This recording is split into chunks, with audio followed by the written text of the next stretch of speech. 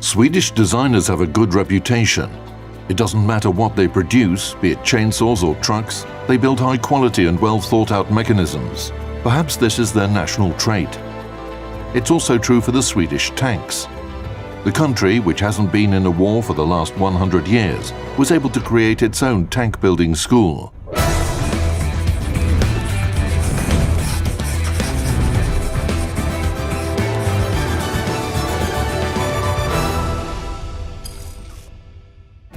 During the First and Second World Wars, Sweden remained a neutral country and didn't fight. However, the Swedes paid close attention to the militaries. They became interested in tanks right after these vehicles appeared at the end of World War I. At first, they wanted to buy a vehicle from the inventors of this new weapon, the British. The British set the price at 40,000 Swedish krona for their Mark tank. It was too expensive, and the deal fell through. The Swedes bought their first tank from the Germans after the war. The most famous German vehicle of the World War I era is the A7V, designed by Joseph Vollmer. It was huge, like a moving fortress, and had the largest number of crewmen in history. But Sweden needed another vehicle, which was disregarded by the German generals. Being a smart man, Vollmer realized that the vehicle was a bit expensive, even for Germany. That's why, at the same time, he was developing a lighter and cheaper tank, which utilized a greater number of car parts. This tank was designated the LK2. The machine gun and cannon versions of this tank were developed, so the Swedes were particularly interested in this vehicle. The LK2 cost the Swedes half as much as the British rhomboid, 18,000 krona. These tanks in 1921, it was a big secrecy. And that is for two reasons. The first, they didn't want to tell the world that Sweden actually bought tanks from Germany. So in the papers, they were designed as tractor parts. The other reason is that it has been said, we haven't found any document, but it has been said that these tanks were not intended to use against an enemy from another country. But if Sweden would have had a revolution, these tanks should have been used to protect the king and the government against the revolution in Sweden. So there were two reasons to keep this secret. So the German LK2 became a Scandinavian named the Stridsvagn FM21. For some time, the Swedish military decided that it was enough. The Swedes were just running different tests on this tank. They tried to understand what it was and how much they needed it.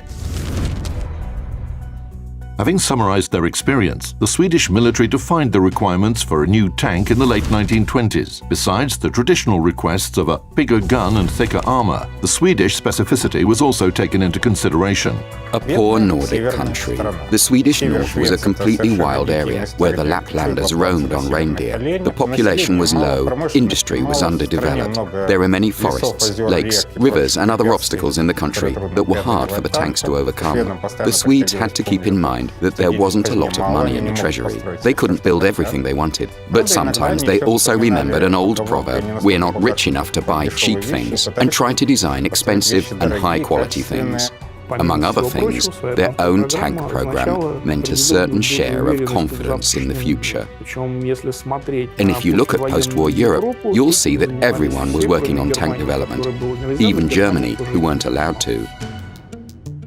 So the Swedish military ordered a light vehicle weighing no more than 12 tons, so that most bridges could cope with their weight. A tank should not only fight well, but also reach the battlefield in time. It was a very strict requirement at the time. Track durability in the 1920s was poor. Tanks couldn't go long distances under their own power, just a few dozen kilometers. A combined wheel and track laying system became a solution. Tanks should move on tracks when in battle and on wheels when on the road. Such a vehicle was introduced by the Landsverk company. The L5 tank was lightly armored and armed with a 37mm gun and 2 machine guns. The main feature of the vehicle was its original running gear. The tank had a normal track-laying mover, as well as 4 large wheels. Moreover, the transition from one mover to another didn't require much crew effort. A special system was designed for this, and it took a couple of minutes to do so. The tank rolled to the battlefield, the tanker pulled a couple of levers, and the vehicle switched to tracks. The tank didn't pass the trials. but two vehicles were built on its base: the tracked L10 and the combined tracked and wheeled L30. Regarding its armament and armour, it was a standard light tank with a maximum 14 mm of armour, a 37 mm gun and a coaxial machine gun. Changing the mover was done so quickly that it didn't require the crew to leave the vehicle. It was a big advantage in comparison to the Christie tanks. So you have the track system as an ordinary tank to drive off-road in the terrain. But to be able to drive on roads, you also had connected to the chassis, you had big road wheels. And when you drove in the terrain, these tracks were used and the road wheels were up in the air. But when you were going out into the ordinary road, you could lower these wheels and then you could drive on the road with the wheels. And with this system you had high mobility with the tracks in the terrain and also high speed possibility on road, up to 75 kilometers an hour. But the L30 was too good and expensive for the Swedish budget. As a result, only one prototype was built. The military preferred the tracked L10. It didn't roll that fast on the road, but it was simpler and better armoured. However, only 3 vehicles were built. These were the first tanks developed in Sweden. But technically, they weren't Swedish. The Germans were involved in their development. According to the Versailles Treaty, Germany wasn't allowed to design its own tanks. But when something is prohibited and you really want it, there are always ways around. The German Krupp company bought out the bankrupt Swedish railroad car company and turned it into a tank building branch. It was the Landsverk company. The German Otto Merker made the biggest contribution to Swedish tank building. He was a tank designer that laid the foundation for the Swedish tank building school. In fact, the Germans actively used all their neighbors who harbored them. As a result, Germany experimented with submarines and aircraft in the Netherlands and tested tanks in the Soviet Union and Sweden. And they tested artillery in a great many places. In the early 1930s, Otto Merker started modernizing the L10. The result of his work was one of the best light tanks of that time. The first mass-produced Swedish tank, the L60. It weighed only 9 tons, was very comfortable for the crew, and became the first mass-produced tank in the world to be equipped with torsion bar suspension. Its first version was only exported. 2 tanks were bought by Ireland. Austria and Hungary bought 1 each. The Hungarians developed their own tank on the L60 base, the 38M Toldi. The improved variant, STRV M38, entered service in the Swedish Army. If we take only technical characteristics, the Swedes had one of the best tanks in the world before the beginning of World War II. It was one of the most successful Swedish pre-war tanks. Its modifications remained in service up to the mid-1950s. The L60 is the only Swedish tank that had to fight. It happened in the Dominican Republic during the American landing. They were unlucky to engage in combat against the Patton tanks, and of course, it ended badly for the pre-war light tanks. The L60 was knocked down. Nevertheless, the last 5 vehicles of this type were removed from service in the early 2000s. The Landsverks were excellent vehicles. But the tank industry capabilities couldn't keep up with the desire of the Swedes to equip the army with tanks as soon as possible. The example of the neighboring Denmark and Norway, which were occupied by Germany, showed what neutrality, not backed by the force of arms, was worth. It was a problem for Sweden, but it was also a blessing. The Swedish engineers were good with their hands, but there were very few engineers, and they couldn't produce a lot of vehicles and make them cheap. In the late 1930s, the Czech Czechadair company developed a small tank, a tankette, on Sweden's request. It was introduced into service as the STRV M37 AH4. The combat value of a machine gun tankette wasn't high, but they served as training vehicles until the late 1950s. In order to expand their tank park as soon as possible, the Swedes bought another checkered air vehicle, the LT VZ-38. Although the Czech vehicles were outmatched by the Landsverk vehicles, it was easier to produce them. If you put one vehicle against the other in an open field, the Swedish vehicle would win. But the thing is, tanks almost never fought in an open field. This is how the STRV M41, also known as the TNHSV, appeared in the Swedish army. It was different from the Czech, with its radio mounted in the turret and engine. The STRV M41 tanks were decommissioned in the late 1950s, but their service didn't end. The thrifty Swedes used the running gear of the old vehicle for the PBV 301 armored personnel carriers. Another vehicle based on the Czech one became the SAV M43 self-propelled gun. Storm Artilleriwagen, assault artillery vehicle. The Swedes paid close attention to what was happening on the World War II battlefields, and the successful use of the German Sturmgeschütz didn't go unnoticed. The Swedish designers first mounted a 75mm gun in a fixed semi-open cabin, and then the SPG was rearmed with a 105mm Bofors howitzer.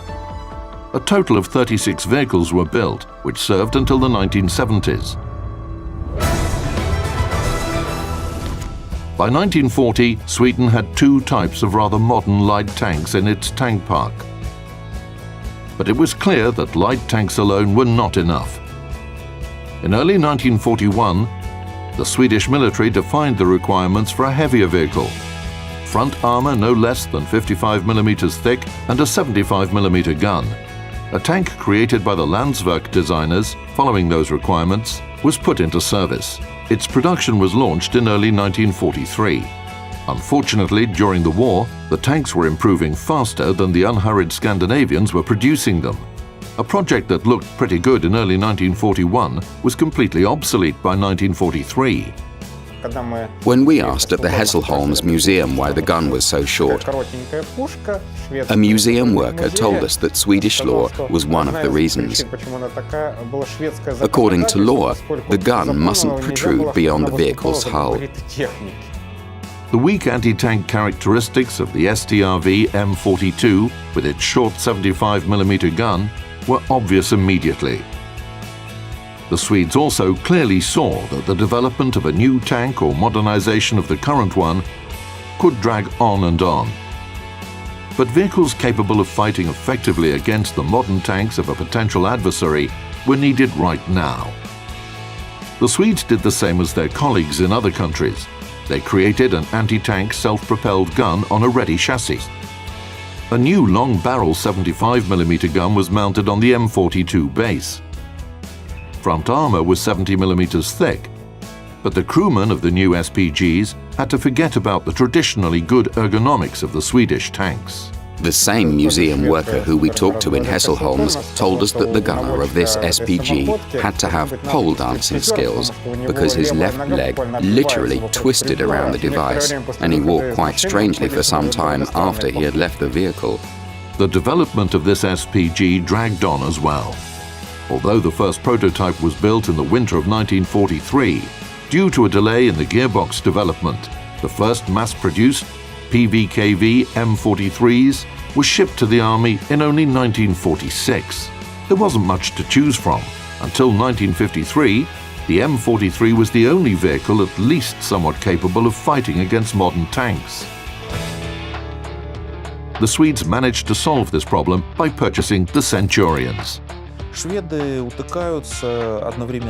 faced both financial and industrial limitations, as well as the fact that weapons improve most during a war. The USA, USSR, and France had enormous experience in this, and they just had to adapt it to certain requirements. But the Swedes had been on the lookout for what they really needed for quite a while. Like, what do we need? Do we need exactly this? Maybe we should try that, and so on. Their post-war program proves, funnily enough, that any lack of ideas in modern tank design leads to the fact that it's easier to buy a ready-made tank from a neighbor than develop your own vehicle. But the Swedes still tried to rely on themselves whenever possible.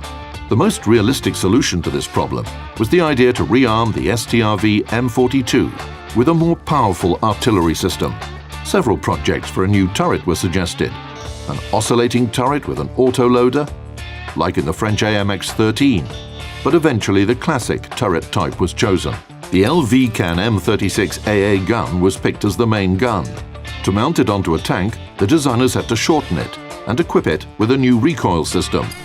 Vehicle modernization also included replacement of the engine and other lesser changes. The armor thickness of the new turret was 20 to 30 millimeters. The renewed vehicle was designated the STRV-74. Coincidentally, the STRV-74s remained in service just until the 1970s. The peace after World War II didn't calm the souls of the neutral Scandinavians. On the contrary, the Cold War made the thought of an invasion of tank hordes from the east a persistent nightmare for the Swedish military. Suddenly, it appeared that a new, even more horrific war could break out very soon, and this time things would certainly go bad for them. So, they had nothing to do but start developing their own tank under these conditions. The Swedes implemented a number of original technical solutions in their new tank. The STRV-103 received a 105mm gun with increased muzzle velocity, an autoloader, the unique hydro-pneumatic suspension, which allowed it to sit up, and a gas turbine as the main engine, plus an auxiliary diesel engine. The mass production of this vehicle was launched in 1966. The designers of the S-Tank had the idea and the demands to build the tank with a low silhouette, frontal armor that was very capable, and a big gun. It should also be very easy for a conscript soldier to drive and to use. So that was the major part that was for the program for this tank. For that time, it was an insanely high-tech vehicle. The Swedes proved once again that if you create a very limited edition and very expensive vehicle, you suddenly get a vehicle that is ahead of its time. In theory, the STRV could even swim. Installing the system for it took a long time, and the system looked strange. A canvas was put above the tank. It then looked like a glass or a pot with a massive bottom. Its swimming speed reached 7 kilometers per hour. The driver stood on the deck and controlled the vehicle with the help of cables. A similar system was used earlier by the Americans. Swedish tanks could be a bit weird, and the most weirdest tank is the S-Tank. The new tank was optimized for just one type of battle. It could rise above cover, fire quickly from the ambush position at the advancing enemy tank column, and also quickly retreat. So it would have been a very movable battle compared to other tanks. And because of this, it was not so easy for an enemy to know where will it pop up the next time. It could pop up there or there. So this was the tactics behind this tank, to move back and forth and to hide and fire from different positions. Although the vehicle is classified as a tank, generally speaking, it's a self-propelled anti-tank gun created to destroy the Soviet tanks that would be capturing poor Sweden. The whole 20th century fell under the motto, look, we've got an awesome tank that didn't come in useful. Despite its redeeming features for Sweden, the STRV-103 was clearly too complex and expensive to be anywhere else but the Swedish tank units. In the meantime, the infantry also wanted their own tanks. Among the requirements for a new Infantry Kanonwagen, literally infantry cannon vehicle, were high speed and maneuverability, and the capability of fighting against modern tanks. Of course, something had to be sacrificed. This time it was armor. The new tank had no more than 20 millimeters of armor. However, the new vehicle was equipped with a 90mm rifle gun, reached a speed of 65 km per hour, and could even swim. Surprisingly, the project of the Haglund and Sonne company was considered the best. It came out ahead of such famous competitors as Landsverk and Bofors. This company had no experience in tank building. On the one hand, a 90mm gun wasn't enough in the 1960s. On the other hand, the main adversaries of the IKV-91 would be the numerous lightly armored vehicles of the Soviet divisions, AFVs, IFVs, and the PT-76. Also, the Swedes thought that the newest and most powerful Soviet tanks would advance in Central Europe. And even the IKV-91 could fight well against the old T-55. It can be said that it's the later analogue of the Soviet PT-76, a more successful one and with a big export capacity, if only it wasn't so expensive, as was typical of good Swedish products. Besides vehicle mass production, the Swedes experimented a lot. For example, they wanted to create a heavy tank like the French AMX-50. They built a wooden prototype model, but it didn't go any further. The development of their SPGs moved forward. It led to the creation of one of the most impressive vehicles in the world of tank building, the band cannon. It's quite a unique system. It fires all 14 shells in less than a minute. So, it's cannon artillery with the characteristics of a rocket system.